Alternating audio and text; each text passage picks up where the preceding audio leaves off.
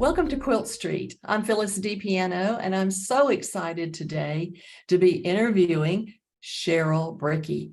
Cheryl is known for her use of charm packs, and she is charming and very talented at the same time. Welcome, Cheryl. Well, thank you so much for having me. It's great to be here. Well, we just have loved looking at, all of your books with the one set, the two set. I love that. But I think behind that, and our readers love to hear what's behind for you and informing your ideas of your bestseller book. So I think that's great. First and foremost, how long have you been quilting?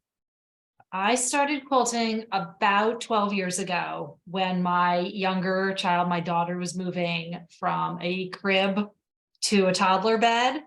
And I decided to make her a quilt. I love quilts. I don't have any other quilters in my family. And I'm a chemical engineer by training, but I always loved more of the crafty stuff. I had tried my hand at cake decorating. There's way too much cleanup, way too much. Yeah, you just make too much of a mess. And so I just decided I was going to make her a quilt. It was right around Christmas time. My husband took me to Joann's. And we got, the basic cutting mat, rotary cutter, a ruler or two, and some fabric. And yeah, I haven't stopped since. I love that. I love that. How many quilts do you make a year? Do you know? Outside of writing a book, that I think skews it a little. I would say on a normal year, I would say 10 to 15. Mm-hmm. Do you have a favorite style that you like to applique or piecework, or do you have a favorite style of quilting that you love? I love, right now in my phase of life, I have 2 teenagers. So it's very busy with all the activities. So I tell people that I've made blocks with, 50 pieces in a 12-inch block or even more than that. But right now, I like to do things that are just fun, a little bit more of an escape, just a joy. So I tend towards simpler quilt patterns, half square triangles, simpler building blocks, just traditional piecing. I don't do much applique. I do paper piecing once in a while, but yeah, mostly just the traditional piecing. I think those are fun. Everybody loves that, just something that you can accomplish quickly. And not that they're quick, but they're, like you say, 50 pieces a block. It takes a while to make one block. But this, I think, is great. So who was your inspiration for quilting? Just yourself? You decided you just do it? I just wanted to try it. Yeah. That was. And now do you teach classes and various things like that? I do. I've taught at some larger shows. I've taught at QuiltCon. I think it was 6 years in a row. I'm finally taking a break from that because I want to attend QuiltCon and just have fun.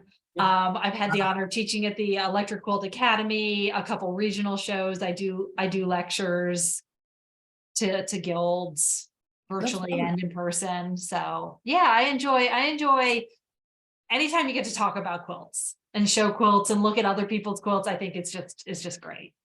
Do you design fabric, or do you select from others' designs? I do not design fabric. Yeah. I don't think that I don't have talent in that area.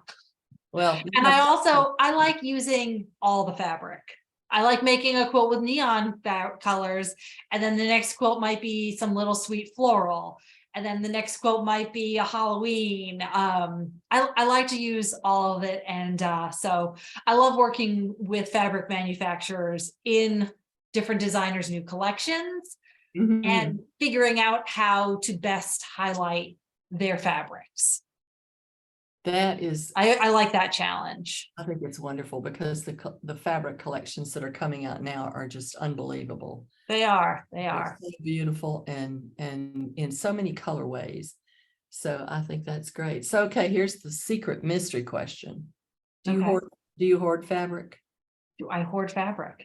So my sewing room is literally 10 feet by 11 feet. I am very blessed that I have my own sewing space. Because I was sewing like on like in a little corner of our office. So I took over the guest room. It's very small, and I have 2 bookshelves that line one of the walls, and all my fabric fits in that. And when the fabric doesn't fit in that anymore, fabric either needs to be used, donated, sold, or what have you. So I mean, Sort of. I can easily sew up, 3 dozen quilts from what I have, but I have that set limit of space, and so that kind of keeps me, I think, honest. That's good. What is your favorite part of either from start to finish of designing? What is your favorite part of that So I'd have to say my favorite part is designing the quilts. designing? Yes, I use EQ8 to design basically all of my quilts. Mhm. And it's just such a fantastic tool to just change up everything, change up the size of the blocks. What happens if visually, if you add a sashing, you take it away, or you do a half drop, all the different things. I love doing quilt math from my engineering background. I know I'm one of those crazy ones that, give me a pattern, and I love breaking it down and figuring out the yardages. I love piecing blocks. Mhm. Sewing all the blocks together, not as much. Basting is my least favorite. If I could just have a basting fairy that just basted my quilts, I would love that. I do sometimes spray base, sometimes I pin base, but I would love it if they were just done. And then I do love doing the quilting. I do, except for the book, because trying to finish 32 quilts in, 5 months is just very, very tight. But on a normal schedule, I do basically almost all of my own quilting. Well, the book we're talking about is, Oh, you got it good. I'll put mine I down. got to. It's Kind of, there we go. just 2 Charm Pack Quilts. What gave you the idea for this? I think it's just such a genius idea. So my previous book, which this one, One Charm Pack Quilts. So basically, I tell people that I wrote the book for myself. Because I have a little problem that, when you're shopping either in a local quilt shop or online, those little charm packs, they're so cute. They're so cute. It's such a great way of getting a little bit of every collection. They're cheap enough. And so they just jump into your shopping cart. And so I wind up, you go and you buy your fabric. Oh, no, you just get a little extra one. They're like potato chips. You can't just have one, you just get one. And so my sewing room was just filling up with these single charm packs. And, I always was like, oh, I love these. But when I really tried to figure out what to do with them, they were never really enough. What can you do with just one charm pack? And so I created the first book, the Just One Charm Pack Quilts, has 18 different patterns that use a single charm pack, an additional fabric, which is called fabric A in the patterns, and a background fabric. And so I call it the hamburger helper for charm packs, because it stretches that charm pack into a full quilt. And so, these are all ones that I loved. Some of them, are super quick to sew. Some of them, are slightly more complex. But after I finished that book, it was a bestseller. And the only thing everyone loved, all the patterns, and the one thing is people said they wanted bigger quilts. Because, I'm not a magician. It is just one charm pack. We're not going to be making queen size quilts. So most of them they're perfect for babies up to like a small lap. Sure. And so my next book, then I have 2 charm packs to play with. So I have more fabric. And so there's 16 patterns, and they're all throw size. They're all anywhere from 50 by 60 to like 70 by 80. So they're very large. They're nice throw size quilts. So the obvious question is, will there be a 3 Charm Pack quilt book with big quilts? I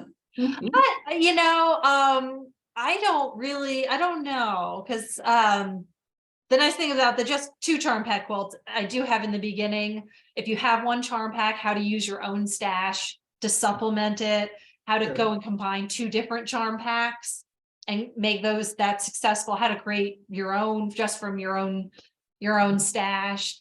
But when you start getting into 3 charm packs, I think you're almost at like a layer cake at that point. Yeah, I guess so. I guess I don't know. So, I thought about yeah, that, the but books, I mean, they take a lot out of you. yeah, And having the 2 teenagers now, and now they're both involved in sports. And the spring they do the same sport, but in the fall they're going to be doing 2 different sports. It just winds up that I need a little breather yes. from this one before I think about another. Well, it's a wonderful book, and the paper that you use is just outstanding. It's Oh, very thick, and the colors pop on it. It's really, really nice packaging. I like it very well, much. thank you. You can thank C&T for that. They do a really great job doing the printing. They do. Yeah, Yeah. they've been around a long time, and we've done business with them. Gosh, we started McCall's Quilting here in Birmingham, and then Mhm. buying and selling of companies, it got moved to Colorado. And so, but prior to that, we did so much with C&T, and I love their books. So I'm glad you're publishing with them, and that's an exquisite project. Okay, let's see. What do we want to ask next? Do you have a favorite quilt that you have made? Is there a favorite? Oh, And I was not expecting that question. It's a good question. you don't have to Um, answer. Most people say, can you pick a favorite child? So yeah, no, man, no, I think it changes by the day. It all depends on what I want to be doing and how I'm feeling. yeah, that's neat. Do you still teach at shows and classrooms, or you said you're taking a kind of a break from that? Oh, So, that was from QuiltCon. I am scaling back my travel okay, just good. because of the kids for the next while. But with the new book coming out, I've been doing a lot of lectures. Both the local guilds. I'm in South Carolina, so it's a big quilting and fabric community. So lots of guilds, and then doing some virtual talks all around the country is Oh, always great. So you can go on the computer and you can be talking to a guild up in Washington State, and it's very nice. well, I think that's great. Yeah, it has really enabled, like our interview now. We used to have to travel, sit side by side, hold hands, lean into the camera. And it's so nice now that with this wonderful inventions, we can actually have presence with each other. And it makes accessible to people all over It who really does. can't travel. And so I think it's exciting. That's why we're so excited about Quilt Street, because it's got everything, articles on select quilting celebrities and fabrics, what's new, what books are out. Mhm. And that is something instantaneous. And people that can't do a lot of traveling, they really tap into it. And I think it's great. I found, and you probably have too, since COVID, the internet is more important. We made it more important because we were stuck at home, but we realized what it can do in terms of Yeah. being in the presence of someone. So that's kind of, Yeah, it's really fostered a nice sense of community when we were all stuck at home. it has. And so that's what Quilt Street's about. It's a gathering place for quilters of all experience. Mhm. And everyone likes a different style, different color, I mean, it's just so fascinating what people really love. And like all of us, most people like many different kinds of quilting and want to try it all, learn it all. Mhm. But I think that's what makes your books marvelous, because Susan was telling me about you, and I started looking around my sewing room and thinking, I've got a zillion of these little charm packs. And I thought, now this is good, because now I have a Yeah. purpose. And see, I'm always victim. No, that's a terrible word. I'm always taken in by the fact that fabrics will be made one time. It And I panic. is, you kind of, you want to grab it because it is. If you don't grab a collection that you like in 3 or 4 months, it's really hard to find. But I'm a proponent that fabric looks better in quilts than sitting on your shelf. So these books hopefully That's very get the fabric out there and make it actually into quilts so you can sew with it and enjoy it. Mhm. One of the things we're promoting, and it sounds like this is exactly what you're doing, is use it. Because I know I've Your got fabric. stash. I just don't want to cut it because it's so beautiful. And what if I mess it up and all that? I had to get over that years ago because it's like, what else are you going to do? Sit and stare at it?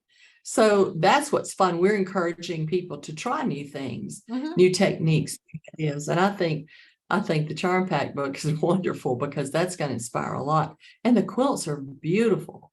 You've just done Thank an you. exquisite job of design. And you said, do you quilt your own? Do you have long arm or do you hand quilt? I don't hand quilt. I have a Bernina 710. In fact, I love it so much. I have two of them. They are they don't make it anymore. I guess it's about 10 years old now. But it's the lowest end. It was the cheapest of the Bernina larger throat space domestic machines. And I do outside of the book where just time wise, I just couldn't quilt most of them. That is where I do most of my own quilting.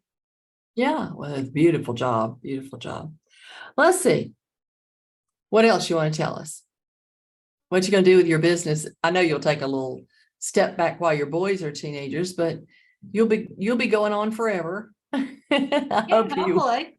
Well, I have one of the fun things I do. I blog at Meadow Mist Design. So if anyone wants to find me, it's Meadow Mist Designs, Instagram, Facebook, all around. But I host a mystery quilt-along. It's totally free and they start every July. And so the instructions come out the first Thursday of every month. So it's a nice. See, I'm into the, I don't want oh my gosh, I have to make 100 house square triangles in 3 days. So it's very laid back. And this will be my ninth year of doing a mystery quilt along. That is what my testers are all done with it. And the feedback I've gotten from them is it's one of their favorites that I've designed. So, and that's just hosted on my blog, but I have a Facebook group where, especially during the pandemic, everyone was sharing their fabrics and, it's a way of building community, just like Quilting Street. So that starts next month, less than a month from now. And it's completely free. So I just love sewing along with people. And as a pattern designer, I love the greatest thing I love is seeing how other people use the patterns. And seeing, oh my gosh, I would never think to go and use that background color or use those colors or how they changed it up. And that always delights me. So it's a way of seeing hundreds of people do my take on the pattern. And there is a sneak peek option. Oh. Because as an engineer, I could never do a mystery quilt. I couldn't. I am too much of a planner. I've used EQ8. I put my fabrics in there. By the time I cut my first square, I basically know how the quilt's going to look. Oh, great. I am definitely a planner. I am not good at improv. We all have our strengths. So I offer a sneak peek option so you can check out the design to say if you want to join in, if you like it, so you can play with the fabrics and figure things out. So yeah, no shame with that. Well, have you, do most of your people wait till the end or do they provide their own, do they select their own fabrics to do the mystery quilt or? They do. I do some selections. Like if someone wants to buy some fabric, I'll put up some things from some fabric shops and some other fabric shops will offer kits and stuff if people want to go that route. But yeah, most people just use their own. And I'll say, fabric A is next to fabric B, but it's not next to any of the other fabrics. So that way people can hold it up and make sure that they have good contrast. So away at the end, they can get something they like. And I would say, I've done some surveys. It's about 50-50. About half the people take a peek and half the people just do it blindly. Wow, that's fun. That's a great idea. Especially if you love mysteries, because that would be really fun to see what's coming down the path when you get to the end of the path. Because you don't know. Well, that's exciting. Yeah, the trick is with those, you have to design it so that way it comes together all at the end. Yeah, I was looking to see if there's any other question. I think that's it. Is there anything you'd like to tell all of the visitors to Quilt Street? Anything about you and your family and what y'all do? And you quilt all the time. Yeah, just super busy and taking care of the family and, you know, trying to keep the kitchen clean, which is, I don't know, never ending. You know, Yeah. teenagers eat like 16 times a day. And, you know, opening the dishwasher and putting the dishes in, it's something I think we're going to be working on this summer. Yeah, it's a concept they don't grasp real easily. They don't, but yeah, no, I'm just planning out kind of the rest of the year, where we're going, and Fun. yeah, and so once again, you can follow me at Meadow Mist Designs, and I'd love for everyone to join in. And even if they, you know, even if you find the mystery quilt along in August or September or even October, you know, we're just getting started, and we have an entire month between instructions, so it's really easy to hop on at any point and join in. Oh, that's great. Well, thank you so much for your time and for sharing of yourself with us.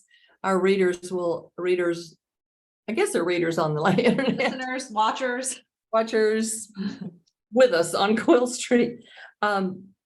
They will love hearing your personal side to your business. That's always, I think, very special for quilters to get to hear from their designers. They love the behind the scenes, how it came about, but we appreciate it so much, and we will look forward to getting this on the website soon and to talking with you further down the road. Well, thank you. Thank you so much for having me. This is great meeting you and being part of Quilt Street. Great. Thank you so much. Thank you.